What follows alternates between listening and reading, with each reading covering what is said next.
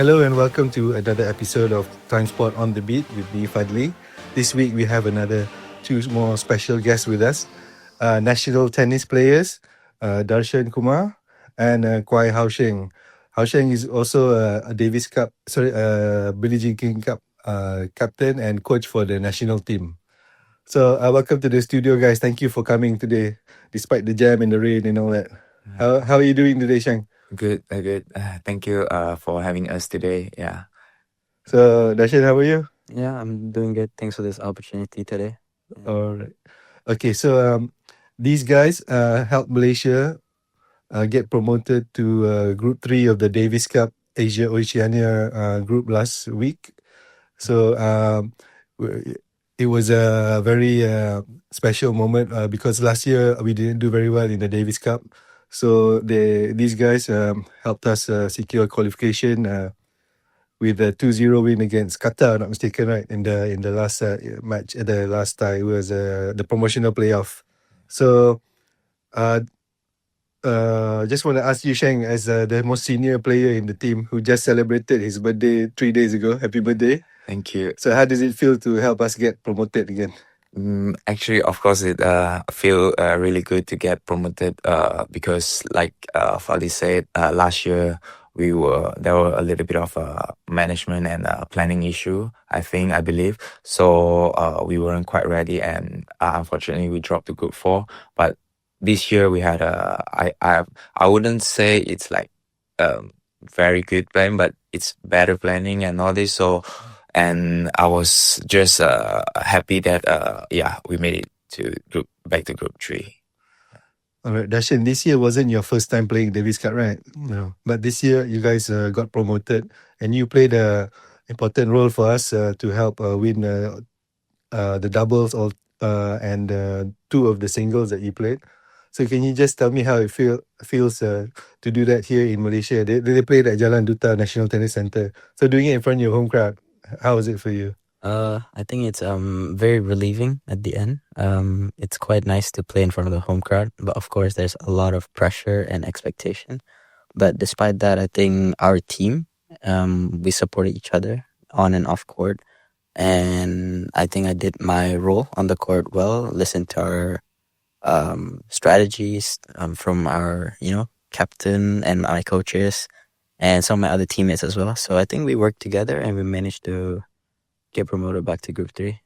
All right. So there were actually 5 players in the squad: Darrshan, Sheng, Leroy Young, Daniel Prickett, and Naufal. And today we have here the most senior player and the most junior player, right, Darshan? So Darshan is I think he's one of our most promising young players. I first watched you play last year in the national circuit against Mitsuki. I think it was January last year. And I was already impressed that time, but you've improved a lot now. And especially your serve. So can you just tell me how much you've been working on your game over the past 2 seasons? Well, I think there's been a lot of changes in my game. I think there's a lot of specific stuff that me and my grandpa worked on. I think he's my main coach other than NTC where I train. So I think we worked on specific stuff that I kind of like loses most points on. So such as like serve techniques, serve percentage, and different types of game styles on court.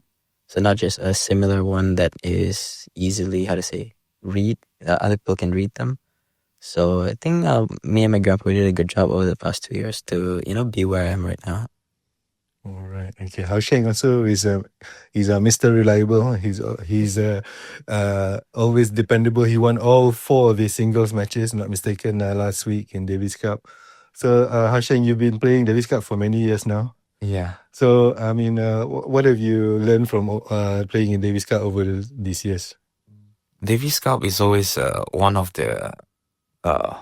my favorite event because it's a team event and we are playing for the country. So obviously when we are playing the Davis Cup, we feel the pride and of course some pressure, but it's still very exciting for me to play. And again, like as a most senior player, I think I was feeling a little bit of a pressure before the tournament start because, as you said, like as a more senior player, I'm more like responsible for the results and for the performance. But again, like once the first day onwards, like I got a really good support from my teammates, from the coaches, from the captain. So that really helps me a lot with all my matches. All right. Yeah. So for Davis Cup Group 3, Yes. next year, what are your hopes for the team?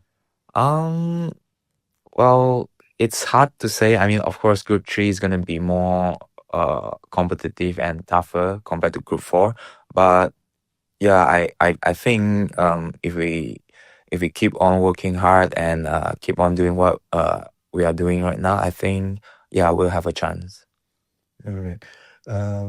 Sheng is also a very experienced player in the college tennis competitions. He went to university in New York, and he played for University at Buffalo. Is that right? Correct. All right. So Darrshan is leaving to join University of North Dakota next month to play collegiate tennis there. Sheng, maybe you can share with us some of your experience playing in the NCAA Division 1, right? Yes, Yeah. Division What 1. was it Yeah. like? Again, I feel like college tennis is different compared to before I went there because it was a more team sport because like the result counts as a team. We represent the school, so it's more like a team event basically. But even though you are playing the individual matches, but still the scoring is for the team. So I think it's a very nice experience because I have a good group of teammates and we always support each other. So yeah, it was really fun. I think, if not mistaken, you were there during the COVID years or so, right? Is that Correct, You yeah. joined 2019, is it? Yes, I joined 2016. Or 16? I was supposed to play for 4 years there, Okay. but because of COVID, I only managed to play 3.5 years. Yeah, Okay. and then the year of COVID is the year that I graduating. So Okay, alright. yeah, I came back before the season finished. Okay, how would you say the standard in the NCAA Division 1, the standard of competition with the players, is it similar to maybe ITF M15 or 25? Is it something like that? Yeah, I would say at the Division 1, it's probably more like a M15 kind of standard, especially when you're playing against the top school, like top 30 schools. Yeah, and it's the level is not like extremely high like as Challenger or ATP, but it's very competitive as in there are a lot of players that are at that kind of level. So it's very competitive.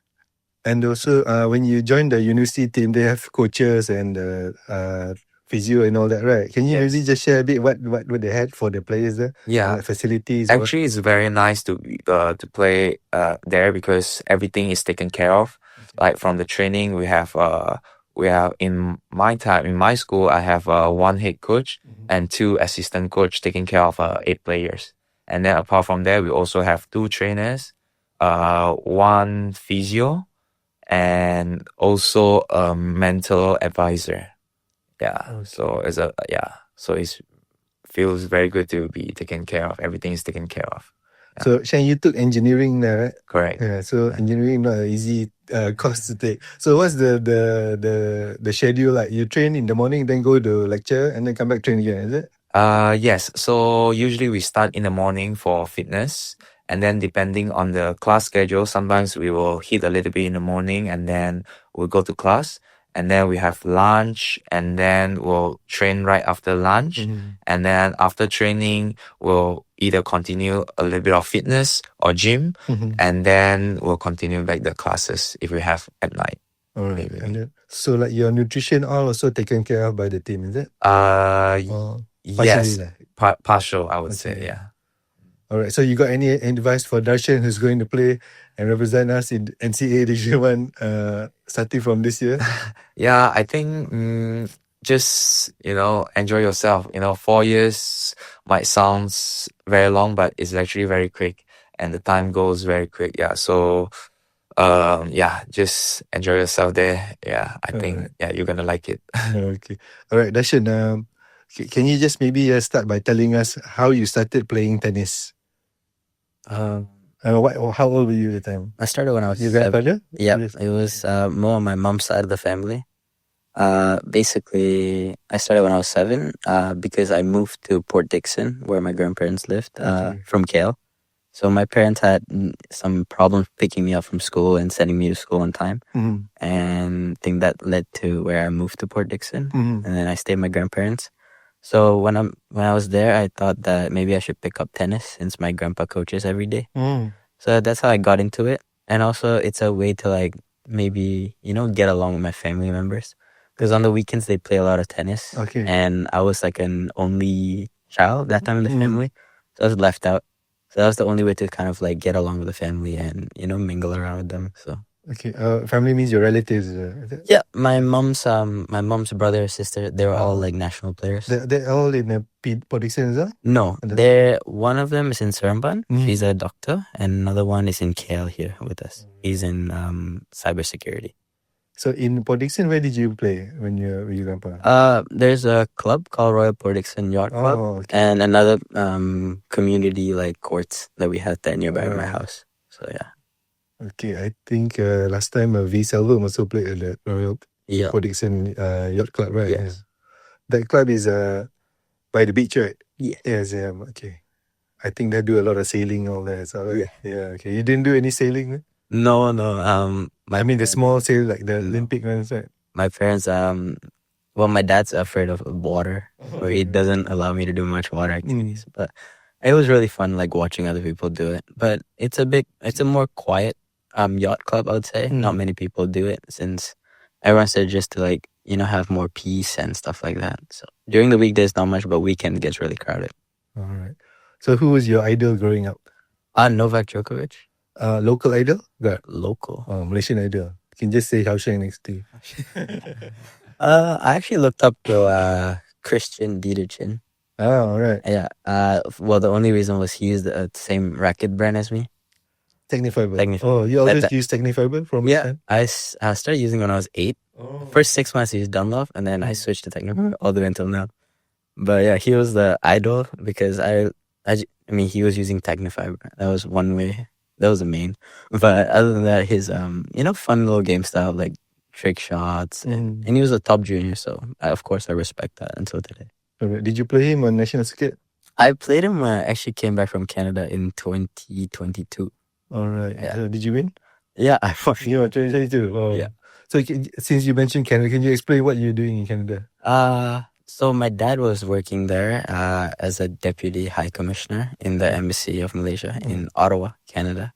So we moved there as a family of 4, and moved there 2019, just before COVID, 3 months before lockdown. And yeah, it was really nice moving to a new place, meeting new people, new tennis environment. I really enjoyed it there, especially the tennis, I would say, because there was a lot of players at the same level. There was not much of like really high, really low level players. Everyone's pretty balanced.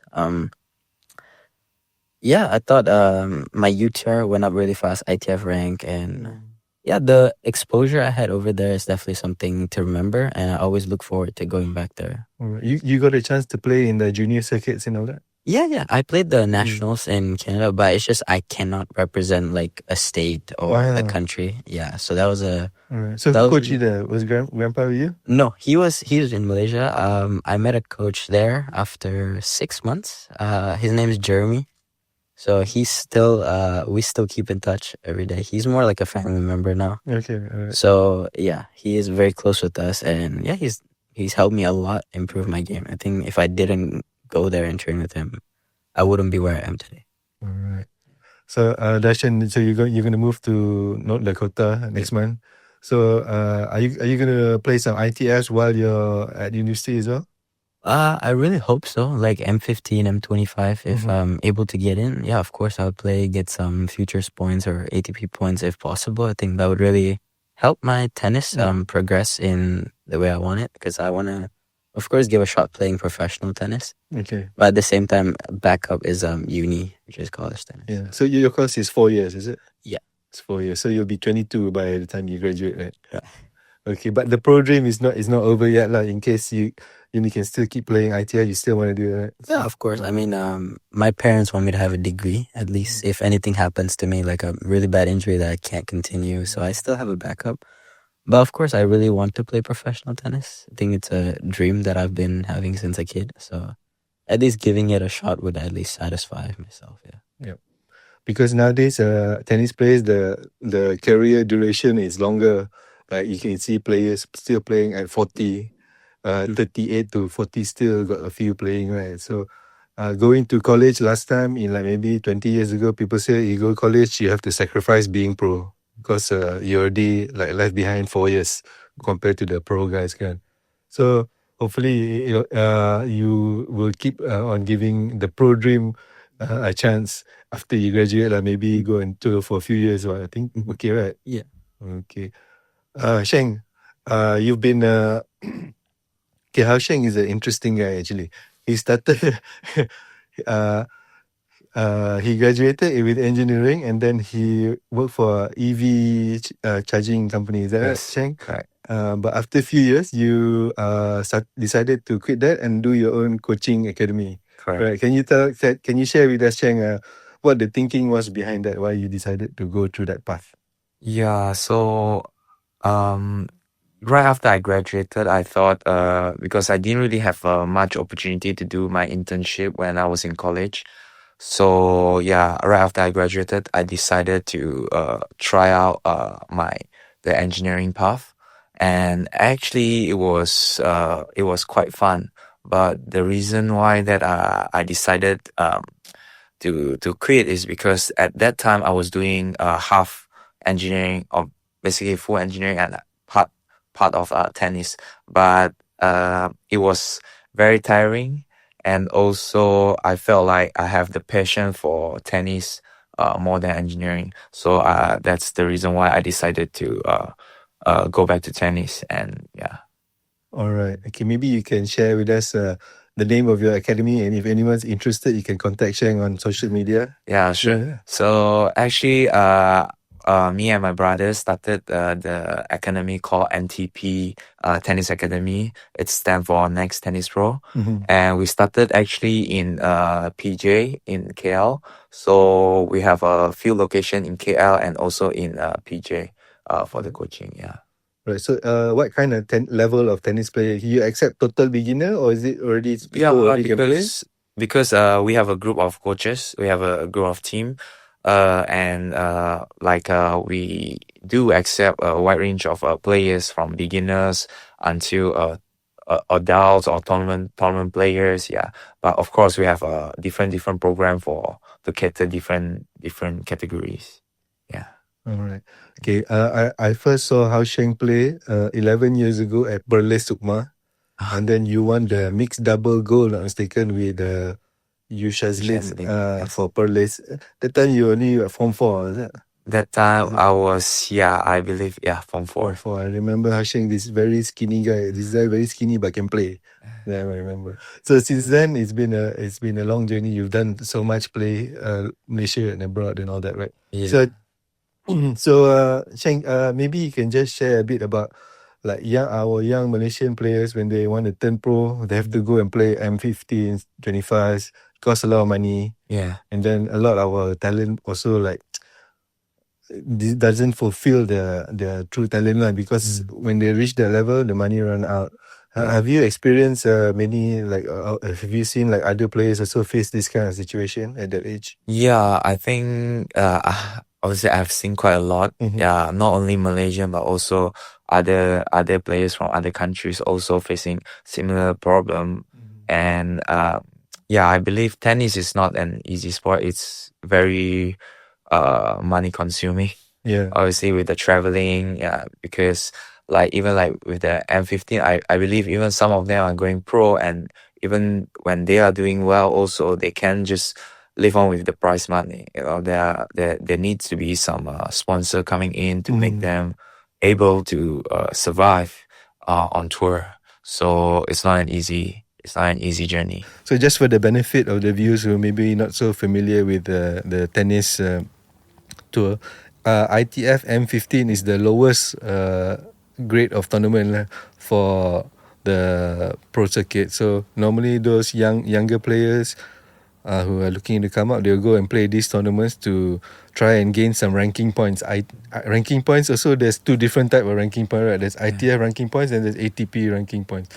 Sheng, if you go ITF M15 main draw, you have to win one match, right? Then only you get an 80 point. Is that right? Correct. Yeah. Right. So if you lose in the main draw, first round, you don't get any ATP points. yeah, correct? you don't. And but ITF point you get for If you are playing from the qualifying round and make to the main draw, then you will get some ITF points. Alright, okay. So ITF points important so that you can play in more of this M15, right? Correct. Okay, so it's a very competitive sport. There's like thousands and thousands of players. Yeah. And to earn one ATP point also not easy. Have you earned one ATP point yet? Not yet. No. Darrshan, you played how many M15 already so far? So far, 2. Two only. Alright. You had to go through qualies or straight main draw? Both times I got wild card to the main draw, Alright. but I didn't manage to win a match. But when was that? Last year, is it? 2 years back. 2 years back. So you haven't had any wild cards since then? No. No. Okay. I think it's about time they give you a few more to try since you're much more improved compared to a few seasons ago. Okay. So Sheng, I just want to ask you now we be a bit more nerdy and just want to talk about rackets for a while. So Sheng, how has the rackets changed since you started playing 15 years ago? Yeah.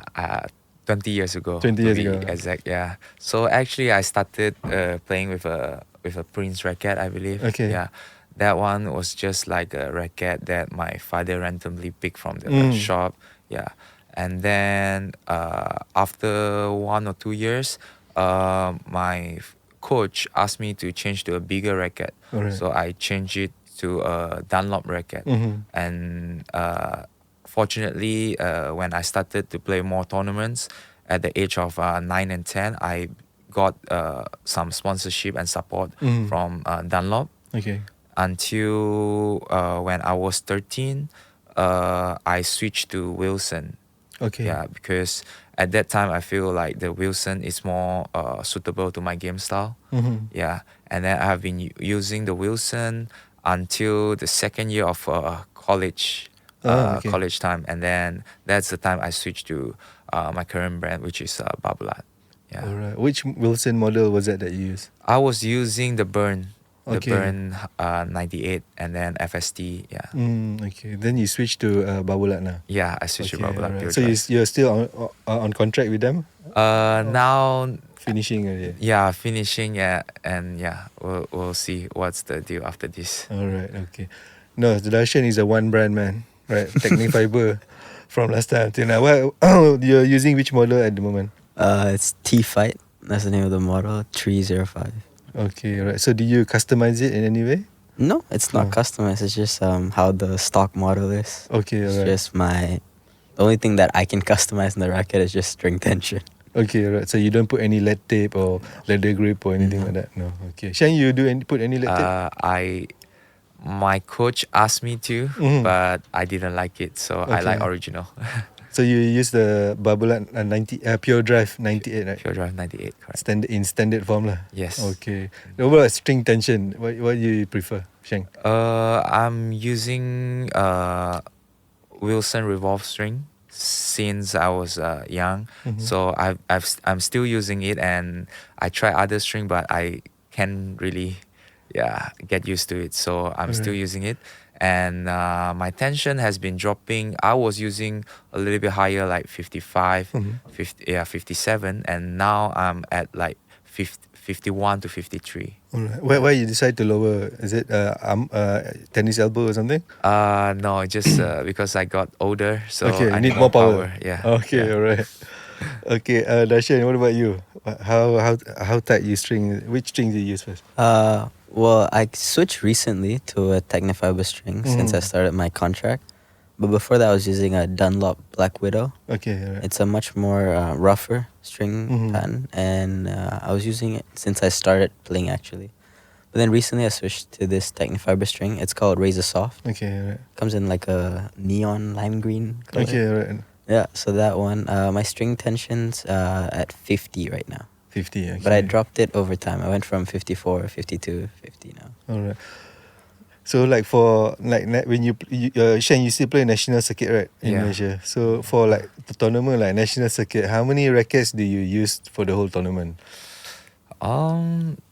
Honestly, it depends. Or just one only? Enough, No, definitely. I think I would say maybe three. Depend on the matches, maybe three Okay, to alright. yeah. I will probably break 3 to 5 rackets in a tournament. Alright. Yeah, So maybe one day one racket if you go until the final. Something yeah. like that. One day, yeah, because of singles, doubles, yeah. Mm. Oh, you play doubles national circuit as well? In national circuits, yes, I do. Okay, Darrshan, how about you for like national circuit? How Mm, many rackets you use? well, I'm only given 4, Okay. but I think every match I try to restring it Okay, alright. to keep the same tension.